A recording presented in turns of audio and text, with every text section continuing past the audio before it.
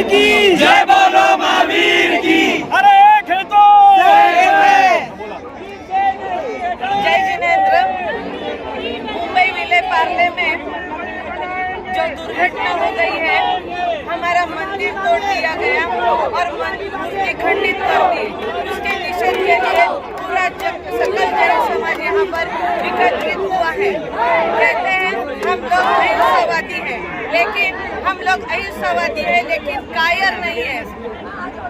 पहले मुगलों ने यहाँ पे हमला किया और हमारे जैन मंदिर तोड़ दिए।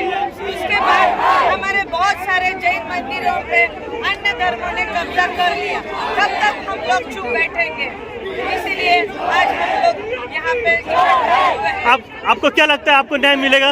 हमें न्याय मिलना ही चाहिए, क्योंकि हम लोग भले ही क्वांटिटी में कम है लेकिन क्वालिटी में बहुत ज्यादा है। और कहते हैं कि जैन लोग अहिंसावादी होते हैं, लेकिन हमारी अहिंसा हमारे महावीर भगवान ने जी और जीने दो का संदेश दिया है, लेकिन ये नहीं कहा कि हम अन्याय सहेंगे। जब कोई पंछी गिर जाता है तो हम लोग उसको उठाते हैं, पानी पिलाते हैं, उसको दवा लगाते हैं और उसको गगन में छोड़ देते हैं। हम जरूर अहिंसावादी हैं, लेकिन हमारे ऊपर, हमारे मंदिरों के ऊपर, हमारे साधुओं के ऊपर अगर कोई अन्याय करेगा तो हम कभी नहीं सहन करेंगे, कभी नहीं सहन करेंगे। हम यही चाहते हैं कि ये मंदिर उसी जगह पे बनाया जाए और हमारी मूर्ति वहाँ पे विराजमान कराई जाए। यानी पूरे भाग का जय बना के ही देगा। तरीके से कार्रवाई की है, वो सस्पेंड होनी चाहिए, उन पर भी कार्रवाई होनी चाहिए। ये दो मांगे हमारी है। जैन समाजाचा भव्य मोर्चा हजारोच्या संख्येने या ठिकाणी सर्व समाज जैन बांधव एकत्रित जमले। 16 तारखेला विलेपार्ले येथे जे जैन मंदिर बेकायदेशीरपणे पाडण्यात आलं त्याचा निषेध करण्यासाठी आणि आमच्या जैन समाजावर जे अन्याय आणि अत्याचार होतो त्याच्या मागणीसाठी हा निषेध मोर्चा होता।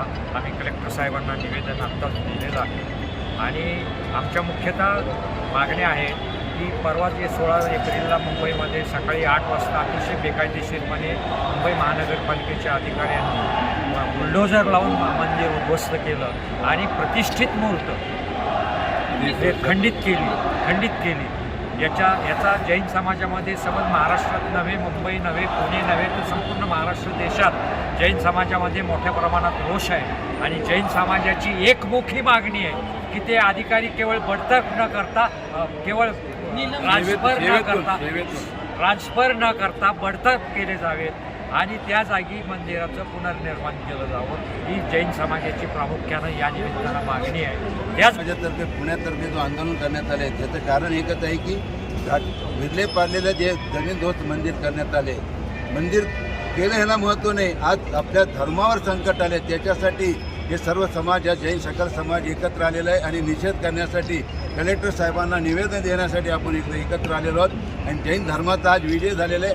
हजारो संख्येने आज जैन बांधव इथे एकत्र येऊन इथं कलेक्टर साहेबांनी निवेदन दिलेलं आहे आणि आता आम्ही एकच घोषणा करणार आहोत, अभी नाही तो कभी नाही, एक आहे तो सेफ आहे।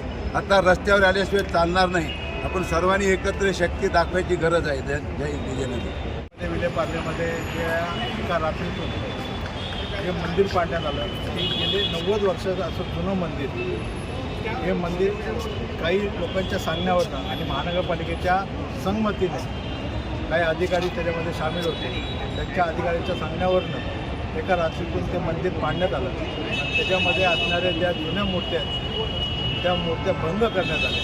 त्याचप्रमाणे जे ग्रंथ होते ते पूर्णपणे विस्कटले गेले, तिथं पूर्णपणे मंदिराचं नासधूस मोठ्या प्रमाणात करण्यात आली आणि मंदिर जमीनदोस्त करण्यात आली। ही बातमी ज्यावेळेस पसरली त्यावेळेस संपूर्ण महाराष्ट्रभर जैन समाजामध्ये एक तीव्र भावना निर्माण झाली की अत्यंत जुनं असं मंदिर एका रात्रीतून पाडलं कसं गेलं आणि ज्या अधिकाऱ्यांनी जे पाडले त्या अधिकाऱ्याला दुसऱ्या दिवशी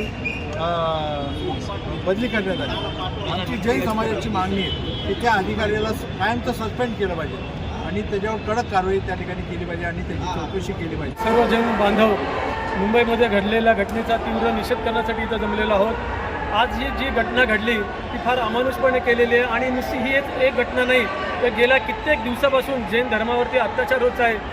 कधी कधी ते आमच्या धर्मस्थळांवरती त्याचं पवित्र राखण्याच्या ऐवजी तिथं पर्यटनाला चालना देत आहेत, कधी तिथं रोपवे करतायत, कधी आमचे जे धर्मगुरू असतात, मुनी महाराज असतात, त्यांच्या